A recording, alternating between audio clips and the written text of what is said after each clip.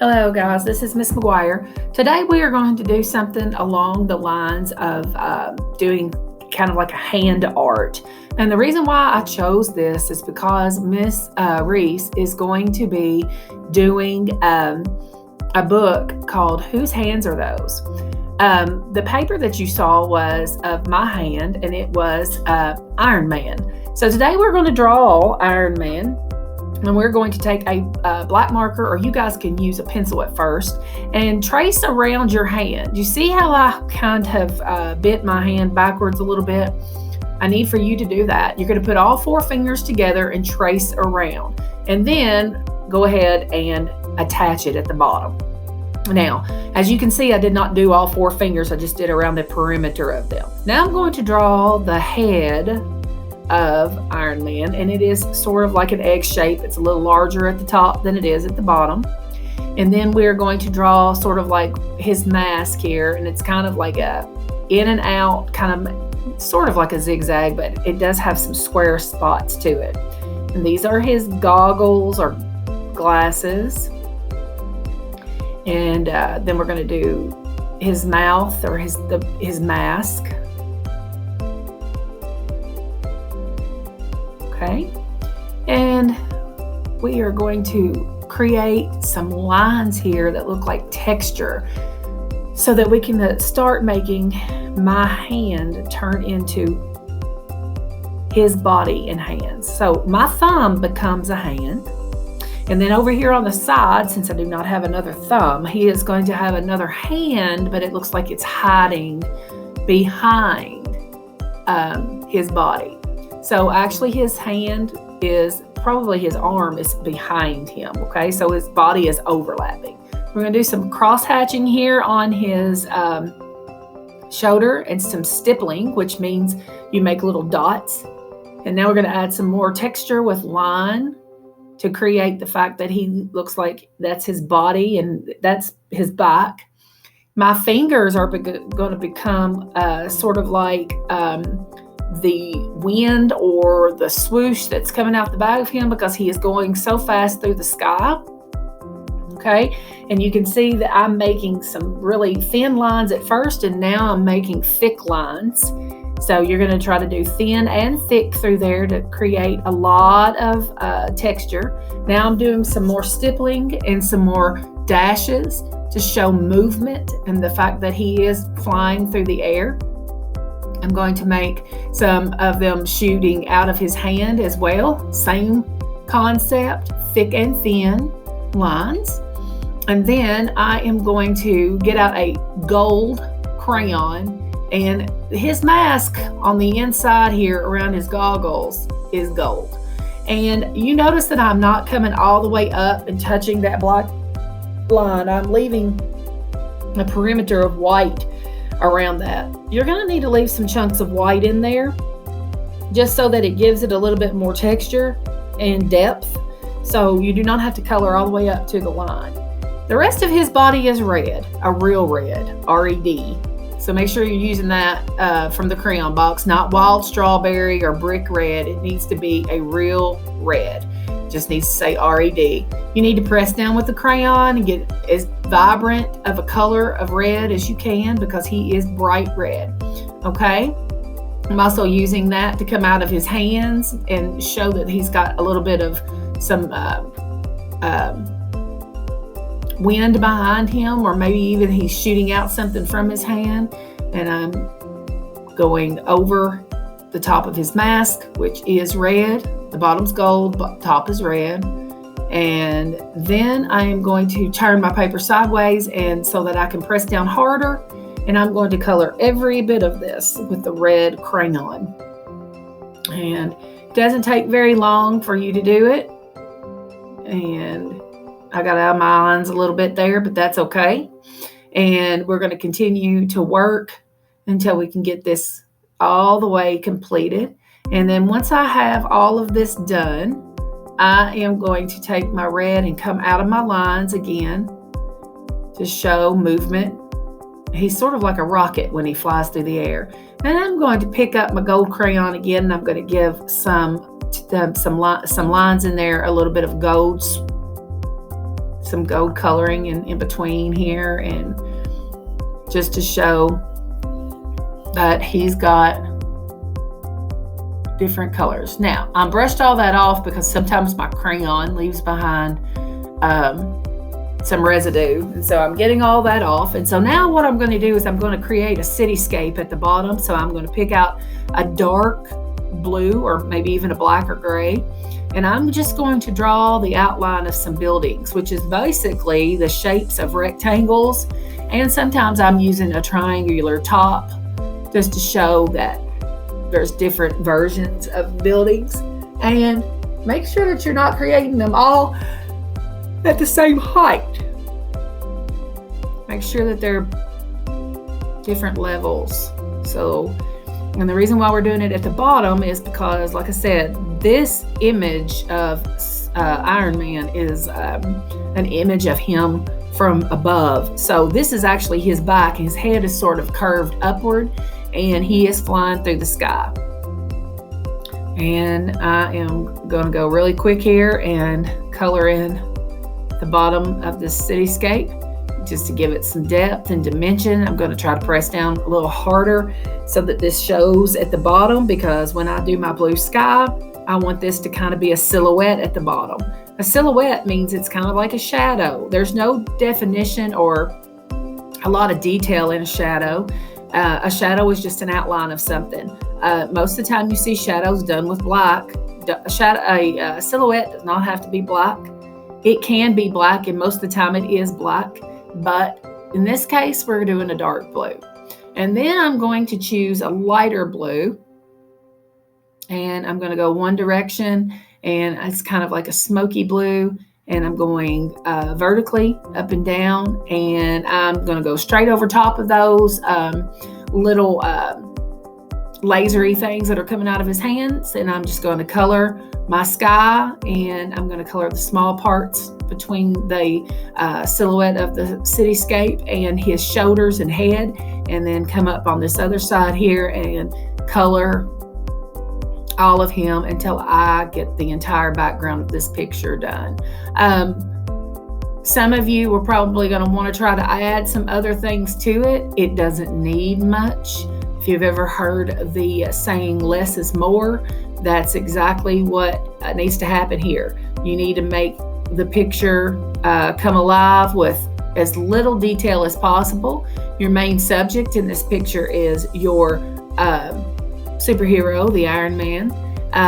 He is the main emphasis, and so he is in the foreground, and he is the largest. And then, of course, you have your cityscape as your background. And he's done. So now you have Iron Man, and he was made out of your hand, which goes along with the book. Whose hands are these that Mrs. Reese is going to read? Miss Reese is going to read this book to you, and it is a non-fictional book. So it is about real life people who do real life jobs, such as farmers and teachers and doctors and things such as that. And then these are fictional characters, though. The next one is going to be a mermaid that we're going to do, and we're going to do this out of my hand as well. And you see that I've kind of bent my hand sideways again, and I'm using a purple marker this time to trace my hand, not black. So I'm going to use purple, and then when I lift, I'm going to connect this. Okay? Now, I'm going to turn this upside down because this is going to be her fish scales, or the half of her that is a fish body. So we're going to turn this upside down. So make sure that you leave enough room at the bottom that you can draw her head and arms when you get ready to do your tracing of your hand. All right, so now I am going to, after I've traced that with a purple, I am going to go ahead and just grab like a skin color crayon, and I am going to, my crayon broke, I'm going to have to get another one. I'm going to have to draw her shoulders here, and then a little neck. You can see, it's kind of hard to see that because of the coloring. And then we're going to draw an arm with 5 fingers, And then you're going to draw another arm with 5 fingers. And this one I made come out from her body a little bit more. And then you're going to draw the bottom half of her head and then her chin. Okay? And then after that, after you get her body drawn, you're going to take a brown or whatever color you want to make her hair, and you're going to start adding curls until you fill it in and make it the hairstyle that you want. I made curls. You don't have to make curls. You can make straight hair if you'd like to. And that would just be, depending on what kind of line you choose, is what kind of hair she'll have. So I chose wavy curly hair, and so I'm just going to continue to fill that in next to her shoulders and up around her face and around her head, and give her some curls. Sometimes I press down harder with my crayon, sometimes I don't. Sometimes I lay off of it a little bit. I'm going to come around her face a little bit, create some bangs.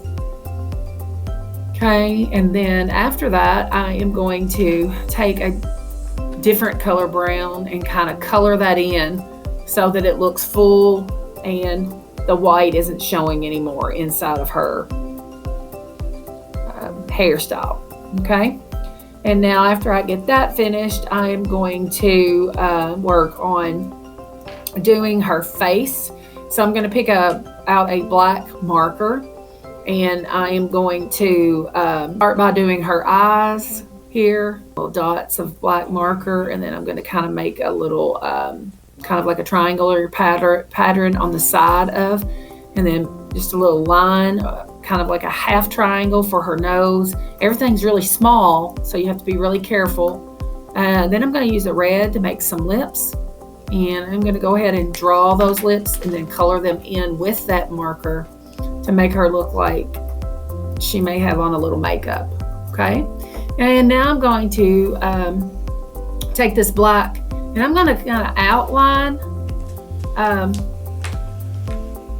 Actually, I'm sorry, this is purple. I am going to make kind of like a bathing suit top on the top of her little mermaid fins. I'm going to fill that in with the purple crayon. So I kind of did like little straps on her shoulders and did sort of like a little bathing suit top. Now I'm going to go back to the tan and fill her arms, shoulders, neck, and face in. I'm going to go ahead and color all of them in and give her some coloring. And then I'm going to pick out a pink here and kind of make her have some little rosy cheeks and give her some color. And now I'm going to go back to my black marker, and I'm sorry, I keep getting ahead of myself. I'm going to go to my purple marker, and I'm going to start making these wave patterns down my hand that I've drawn, and I am going to continue to make it look like kind of like a shell, kind of like scales on a fish. And I'm going to continue this pattern for several rows until I completely cover up my entire hand. And I used purple. You could use black, you can use green, you can use red. You could basically use any color you wanted to do this. Now, in a moment, I am going to color in these fins all different colors. I'm going to use pinks and yellows and greens. And I'm going to color all of these in, and I'm going to make her scales very, very colorful. You do not have to do that. You can use one color. You can do it by rows. Basically, you can make any kind of pattern you want to in this. I start with I do one color. I do every other scale in a pretty good pattern on the very first try. And then after that, I take different colors and fill in the blanks. So there's really not a pattern after this pink is completely done. I just kind of randomly select where I want to put the colors. So we're going to go ahead and keep coloring until we get them done.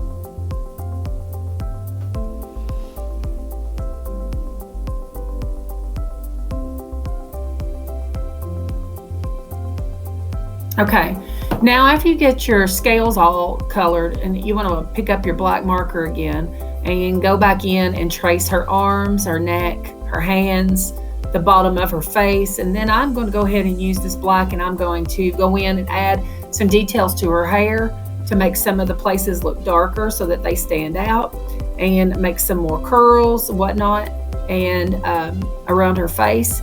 And then once I have all of my texture in my hair that I want, then it's time to work on the bottom. And then she is going to be swimming in the ocean, of course, and she's underwater. So I'm going to grab a tan or a brown crayon, doesn't matter what kind of brown you use, and I am going to make some wavy looking like hills of sand at the bottom of this picture. And then I'm going to take a green and I'm going to add in some vegetation or seaweed plants in different levels with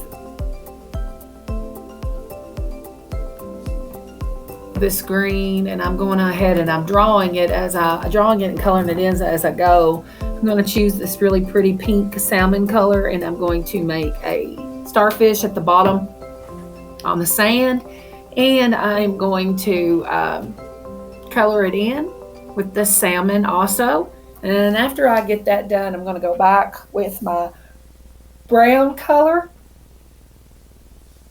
and I am going to color in my sand at the bottom of the page. And now after that's done, I'm going to select color blue of my choice, and I'm going to make some wavy lines in different areas back and forth, some long, some short. They're all going horizontally across the page. Make sure that you take them from the top all the way down to the bottom to the sand. And then once you get those drawn in, you're going to lightly use the same color and color over those horizontal wavy lines, and you are going to color in what is the water in which your mermaid is swimming through. Okay, so today after you get this picture completed, you'll have two pictures. You don't have to do both of them, but like I said before, I'd love to see your creations. Please either dojo them to me or send them by email to my school email address. I will be posting the YouTube link again and very soon, and I hope to see you guys soon. And here's both creations that we did today, both the Iron Man and the mermaid. Hope to see you guys soon. Stay healthy, stay safe. Show me what you've got. Till next time.